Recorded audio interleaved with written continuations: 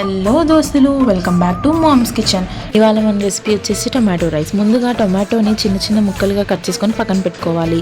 ఆ తర్వాత బఠానీ, ఆనియన్స్, పుదీనా, కరివేపాకు, పచ్చిమిర్చి ఇవన్నీ కూడా సన్నగా తరిగి పక్కన పెట్టుకోవాలి.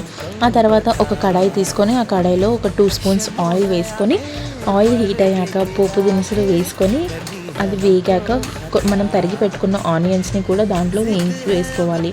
ఆ తర్వాత ఆనియన్స్ లైట్ బ్రౌన్ వచ్చాక మనం తరిగి పెట్టుకున్న వెజిటేబుల్స్ అన్నిటినీ కూడా ఆయిల్లో మగ్గనివ్వాలి. ఒక 2 to 3 minutes మగ్గనించిన తర్వాత కట్ చేసి పెట్టుకున్న మన టొమాటో ముక్కల్ని కూడా దాంట్లో వేయాలి. వేసి టొమాటోస్ వేసాక మనం రుచికి తగినంత సాల్ట్ వేసుకోవాలి. కారం కూడా చూసి వేసుకోవాలి, ఎందుకు అంటే ముందు మనం పచ్చిమిర్చి వేసాం కాబట్టి కారం చూసి వేసుకోవాలి. ఆ తర్వాత మనం ముందుగా రెడీ చేసి పెట్టుకున్న రైస్ని కూడా దీంట్లో మిక్స్ చేయాలి. మిక్స్ చేసుకొని మంచిగా రైస్ అంతా కలిసేటట్టు కలిపిన తర్వాత లాస్ట్లో మనం నిమ్మరసం యాడ్ చేసుకొని కొత్తిమీరతో గార్నిష్ చేసుకుంటే వేడి వేడి టొమాటో రైస్ రెడీ. మరిన్ని వీడియోస్ కోసం మన పేజ్ని ఫాలో అవ్వండి. ఇంకా ఏమైనా రెసిపీస్ కావాలంటే కామెంట్ చేయండి.